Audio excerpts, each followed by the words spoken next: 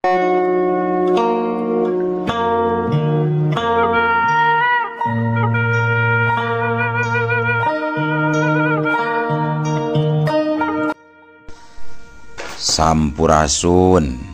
Wadia Balad ATE official pecinta dongeng di mana wae ayana. Alhamdulillah wa syukru ala ni'amillah kalayan diwuwuh ku Qobul anu maha agung dibarengan ku pangijabah anu maha kawasa diiring ku kadeudeuh ka Nyaah Gusti anu maha suci. Urang ayeuna dugi kadanget ayeuna masih keneh tiasa ditepang dangukeun deui dina acara anu matuh kamemet urang sadayana. Nyatana dina pagelaran dongeng Sunda jejer carita Iblis Jatuk Rawaron teh jilid kadua bagian anu ka 34 nanya pamiarsa. Ieu dongeng mangrupikeun buah karyana Cece Lasmi Indri ti palihan Bandung. Kangge Cece Lasmi ngahaturkeun rewu nuhun laksa ketika bingahan rehna parantos ngintunkeun naskah sakaligus ngawidian mamang kangge medar ieu dongeng dina channel ATE official ieu. Atuh sumangga kanu teu acan subscribe kantun subscribe heula. Ngarah langkung pogot sareng langkung sumangat deui ka si mamangna dina enggoning medar ieu dongengna. Ning hilap di like di komennya nu saseueur-seueurna. Lainna naon? Mamang masok bingah kitu nya. Upami maosan komentar-komentar ti para wargi sadayana teh. Kalintang bingahna deui upami mah link video mamang ieu dipangeserkeun atanapi dipangbagikeun. Atuh ngarah teu nyangkolong tingkana waktos sumangga. Ayeuna mah urang lajengkeun deui dongeng Iblis Jatuk Rawaron teh jilid kadua bagian anu ka 34. Kumaha salajengna sor cikopina betot simbutna pagan heula tali kolorna bisi morosot merezel morozol uzel-uzelan di tengah jalan tumpak dung dung tes.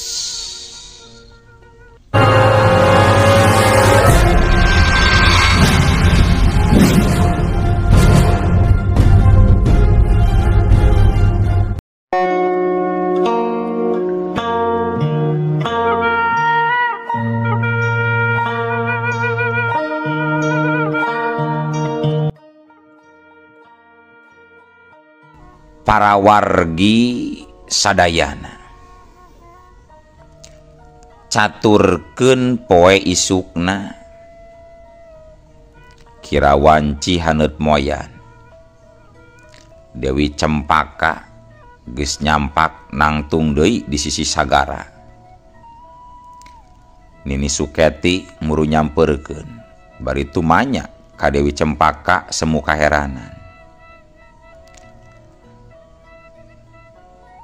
Gening geus di dieu deui endoro Nyimas. Nuju naon? Enjing-enjing geus ngajajanteng di sisi sagara Nyimas. Jigana kula kudu teuleum deui ieu mah Nini. Hah? Nyimas bade teuleum deui. Apanan tadi wengi oge Nyimas teh tos teuleum. Saur Nyimas teh di jero teu aya pituduh nanaon sama sakali. Kunaon rek turun deui wae Nyimas. Nya, memang tadi peuting kuring tas teuleum. Tapi masalahna tadi peuting mah poek Nini kurang jelas. Teu katingalina naon ngabelegbek. Teu bisa sidik jeung teu bisa eces merhatikeun kaayaan di jero sagara. Ayeuna kula masih keneh penasaran. Hayang mastikeun aya jeung teuna pituduh sejen di jero sagara. Duh, tibatan telem deui mah. Mending badami neang cara anu sanes we atuh Nimas. Soal badami deui eta urusan engke. Di mana di dasar sagara eueuh pituduh seeutik-eutik acan. Ieu mah pikeun meakeun rasa kapanasaran. Kula rek teuleum sakali deui dina waktu beurang.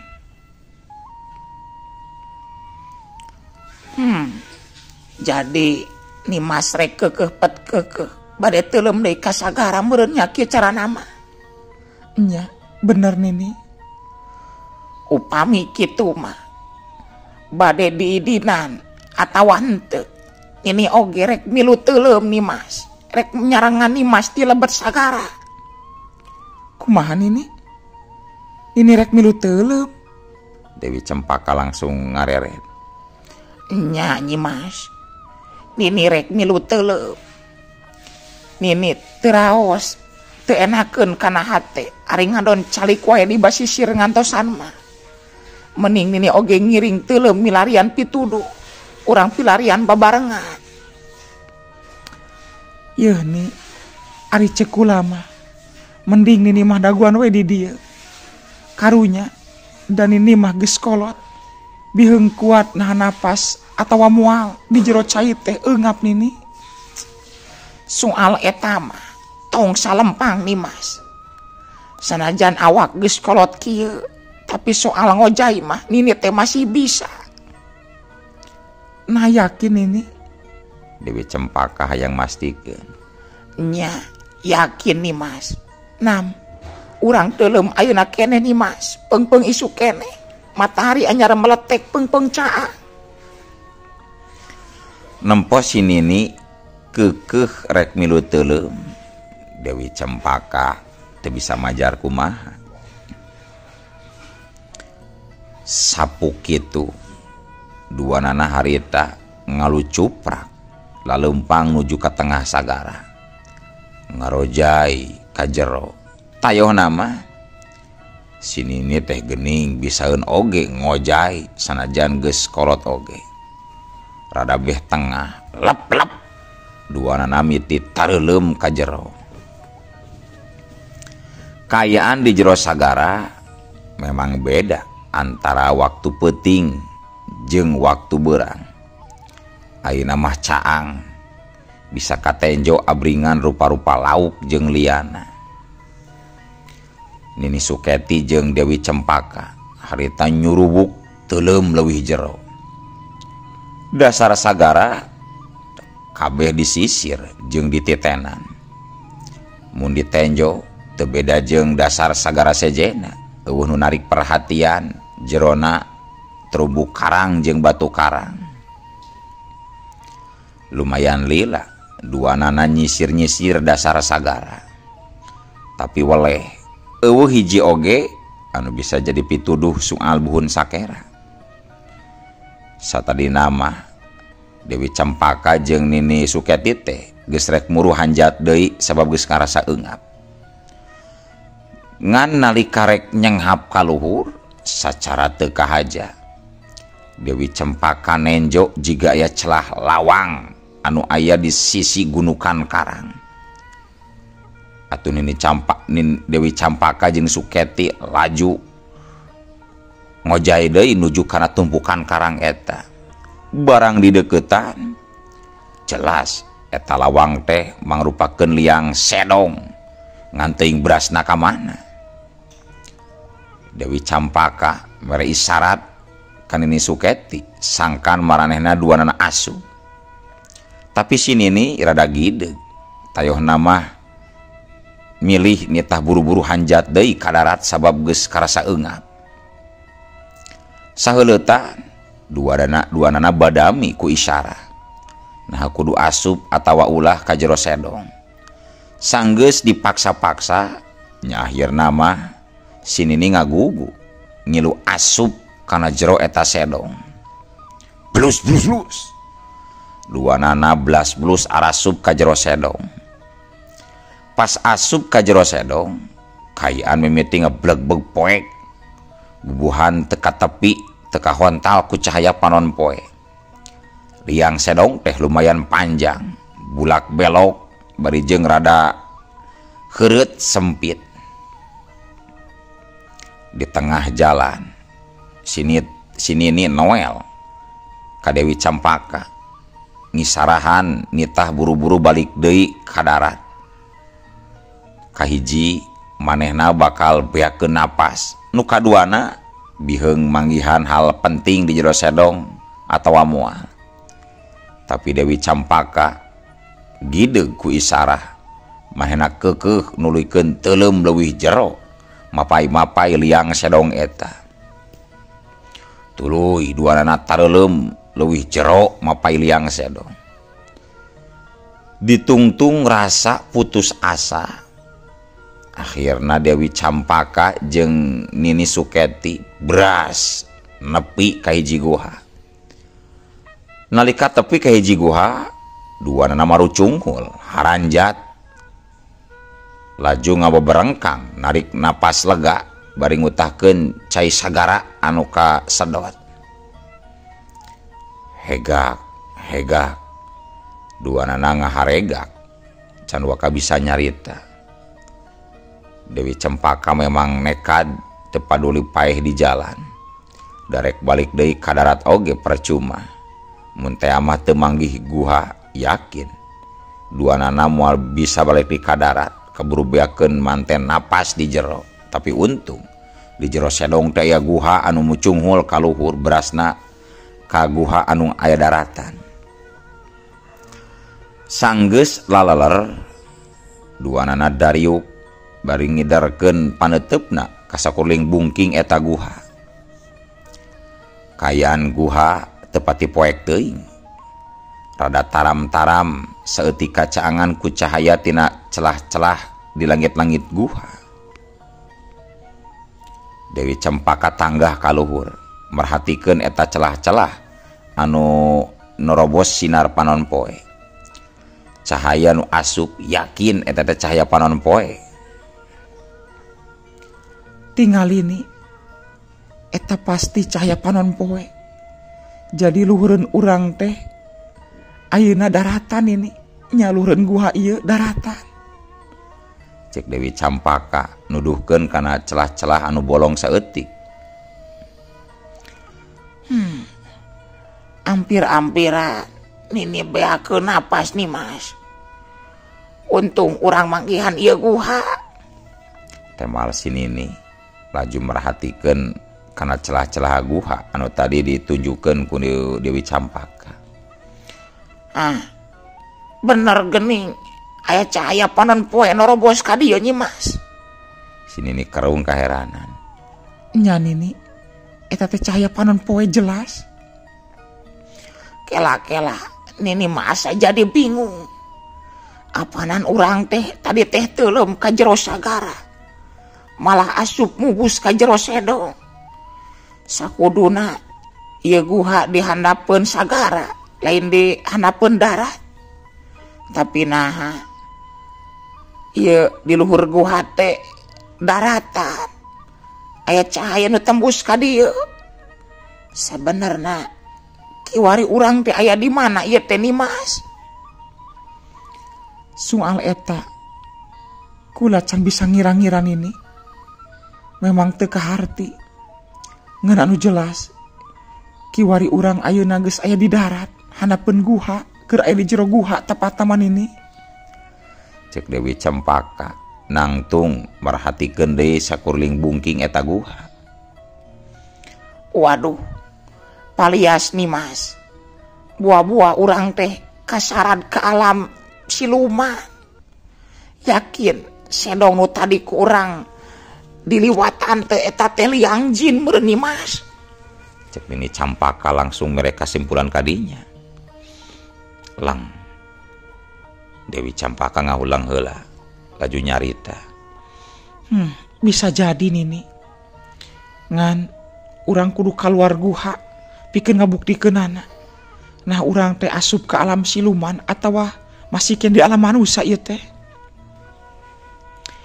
Dewi Campaka lurat reret deui merhatikeun saeusi rohangan guha.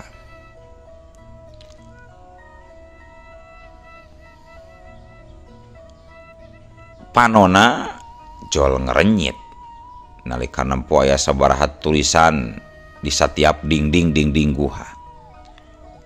Harita mehna leumpang ngadeukeutan kana dinding guha. Barang geus deukeut kana dinding guha, bre.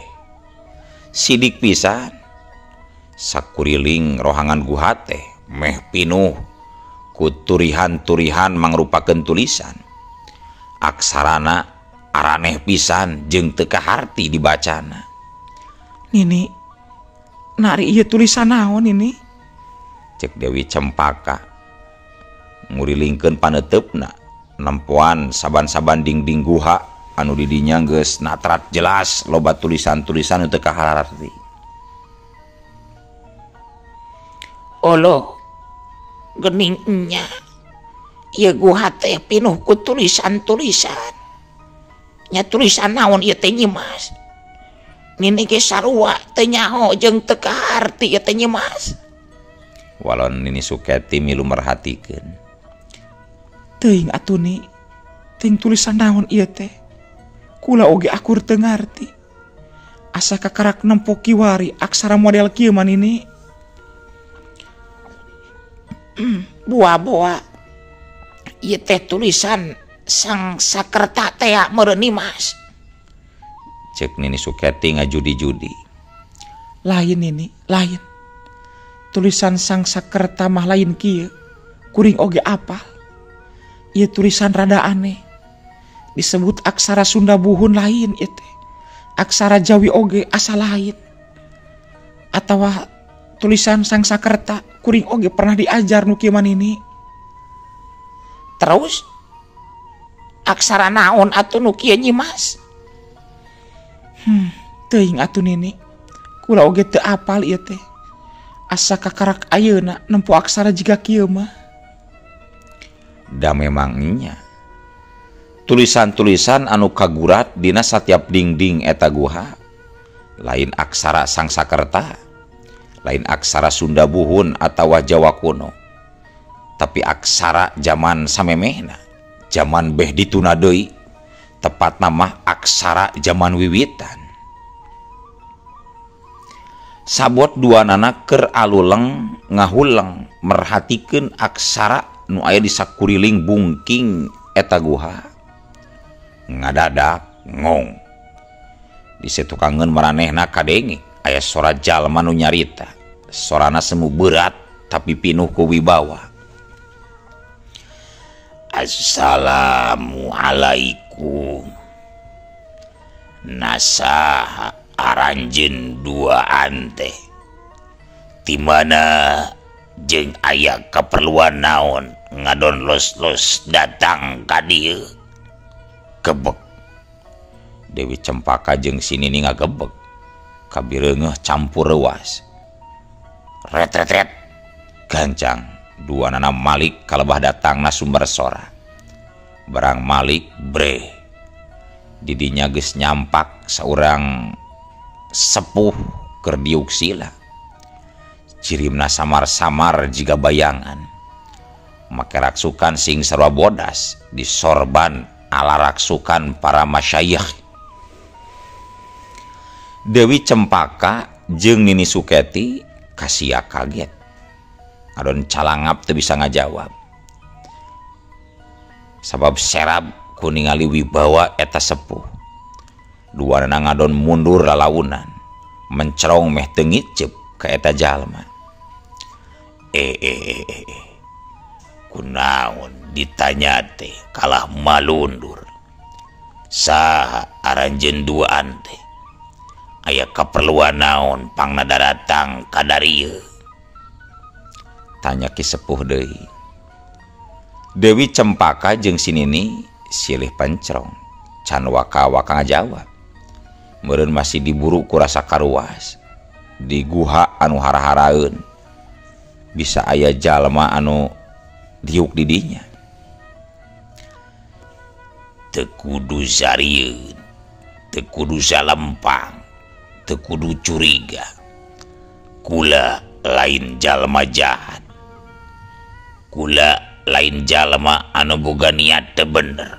Sok gera sebutkeun, gera wanohkeun saha ngaran, jeung aya kaperluan naon pangna datang ka dieu. Tanya Ki Sepuh deui. Geter sorana ngandung wibawa jeung komara anu luar biasa kacida. Abdi Dewi Cempaka teras pami ieu Nini Suketi, cek Dewi Cempaka antuk nangawalon. Kitunya. Terus urang mana jeung kumaha jujutanana pangna bisa daratang ka dieu? Tanya Ki Sepuh deui. Memeh ngajawab. Dewi Cempaka ngararet heula ka si Nini, menta tindimangan tayoh nama. Nah perlu dicaritakeun sagambelengna atawa teu kudu. Si Nini sanggeus direret ku Dewi Cempaka unggek tandaning satuju pikeun dicaritakeun. Hapunten Ki Sepuh, bilih abdi kirang duduga, kirang prayoga, sumping ka ieu guha teu diangkir. Culangung abdi salaresna teu ngahaja tiasa dugi ka dieu teh Ki Sepuh. Kitunya. Muhun ke ari Ki Sepuh teh saha teh manawi sareng ieu teh aya di mana? Dewi Cempaka malik tumanya ka Ki Sepuh. Soal ngaran hidup teu kudu apal, ngan soal tempat ayeuna hidup jeung si Nini masih kene aya di daratan Tatar Sunda. Hah? Aya di daratan Tatar Sunda? Maksudna kumaha Ki Sepuh? Abdi teu ngartos. Can ngarti kumaha maksudna? Apanan abdi ka dieu teh ngalangkungan lawang sedong di dasar sagara. Abdi nyangki mah abdi duaan teh lebet ka alam siluman. Geuning ieu masih kene daratan Tatar Sunda guha teh. Ya bener. Hidup jeung si Nini duaan teh masih di daratan Tatar Sunda, lain di alam gaib. Tepatna hidup duaan kiwari aya di Sanghyang Sirah. Walon Ki Sepuh ngagalanyu imut. Duh, nah tiasa kitu geuning Ki Sepuh? Tanya Dewi Cempaka bingung.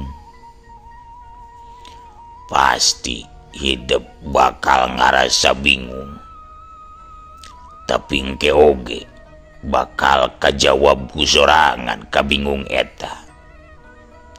Terus kumaha mimitina ieu teh hidup jeung si Nini pangna bisa los-los ka dieu?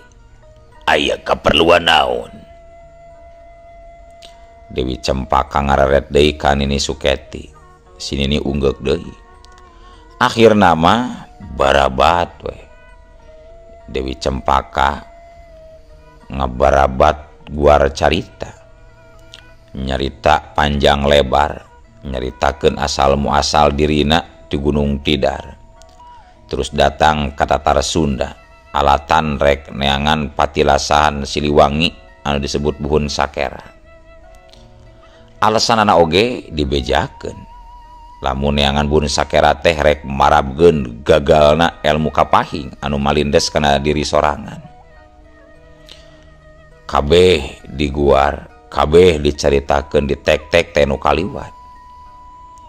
Sanggeus ngarasa cukup ngaguar caritana, kadenge Dewi Cempaka mungkas caritaanana. Tah, janten kitu Ki Sepuh. Kitu pisan jujutanana. Pangna abdi duaan tiasa los ka dieu. Bubuhan abdi teh tos poekeun pikir milaliratan Buhun Sakera. Cek Dewi Cempaka. ambe gening kitu kayaan hidup teh. Mohon kitu pisan Ki Sepuh.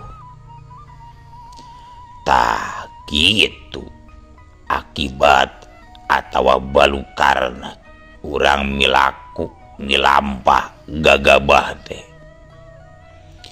Yeuh nyai anu ngaranna jurus kapahing sabenerna geus dilarang ti baheula mula keneh.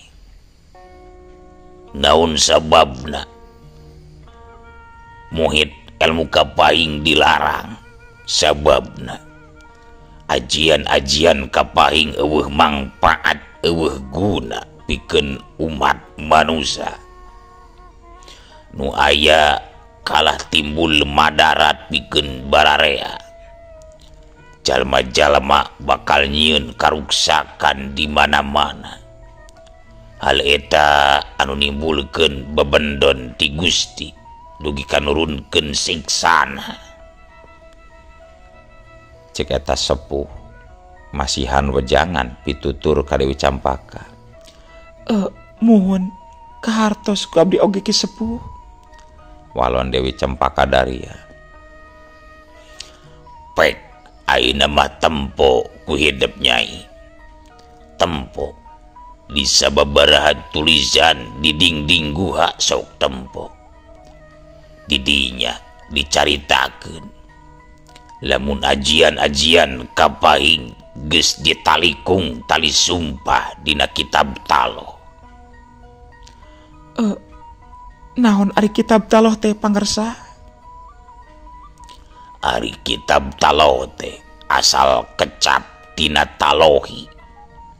Hartina demi Gusti Pangeran anu ngagem agama suci Islam atawa demi Allah lempeng nama. Apan asal kecap sumpah teh aya 3. Bisa kumakeu wallahi, bisa kumake billahi, bisa ku kecap talohi. Kabeh nu 3 eta mangrupakeun kecap sumpah. Tah nalika sakabeh ilmu kapahing geus ditalikung dina kitab taloh, nyati saprakarita ilmu kapahing jadi haram digunakeun deui jeung haram disungsi deui di alam kajawaraan. Janten kitu nya. Ke Ki Sepuh. Ieu teh abdi hoyong tumaros. Ari seratan ieu teh seratan naon salaresna? Abdi mah asa nembe ningal seratan sapertos kieu. Teu kaos sama sakali ku abdi mah Ki Sepuh. Walon Dewi Campaka bari ngalihkeun perhatianana kana sakabeh aksara anu kagurat dina dinding guha. Nya pasti hidup wal bakal apal ieu tulisan naon. Kanyahukeun ku hidup nyai. Ieu tulisan teh ngaranna Prusangkara Aksara Nirwana. Hah? Prusangkara Aksara Nirwana? Maksudna? Nya.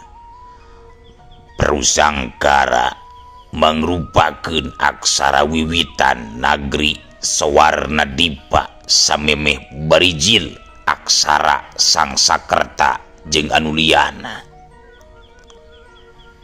Jadi ieu aksara teh aksara intina tina sakabeh aksara samemeh aya aksara-aksara nu sejena. Ke. Asa sering nguping soal Suwarnadipa. Cik Ki Sepuh. Ari nagri Sawarnadipa teh di mana ayana eta teh? Cek Dewi Campaka ngorek katerangan leuwih jauh sabab manehna kungsi ngadenge yen baheula aya nagri nu ngaranna Sawarnadipa. Karik-karik ayeuna Ki Sepuh hareupeunana nyabit-nyabit bahasa Sawarnadipa. Jadi sakalian ditanyakeun. Nyai, ari negeri Suwarna Dewi Pade nya Nusantara urang ayeuna anu ku urang dicicingan awal ngaranna Suwarna Dewi Pade sababaraha karuhun sababaraha kurun geus diganti alatan sababaraha kurun diganti maka tina Suwarna Dewi Pa ngarobah jadi Hindi sabaraha kurun deui diganti deui jadi Nusantara teuing kaditu nama teuing bakal diganti ku ngaran naon deui pokona ari negeri Suwarna Dewi Pade eta teh negeri anu ku urang ayeuna ditincak taneuna diinum caina tuluy diganti ku ngaran Hindi tuluy diganti ku ngaran Nusantara tah gitu Nyai. Baru teras kumaha ieu teh? Nya kitu henteu kumaha. Ayeuna mah balik diwe kana soal anu tadi. Soal anu mana? Soal anu tadi. Nya anu tadi mana Ki Sepuh? Gening loba tatanya pisan. Tuh jadi we waktuna gening beak keun atuh nyangke we urang guar deui eueuh waktosna kabujeng seep wadia balad ATE official keun atunya ieu dongeng teh urang cekapkeun heula we dugi ka dieu insyaallah enjing pageto baris dilajengkeun deui atuh ku kitu ku kieuna mamang sajamit mungkur amit mundur ti payuneun para wargi sadayana. Hayu Assalamualaikum warahmatullahi wabarakatuh.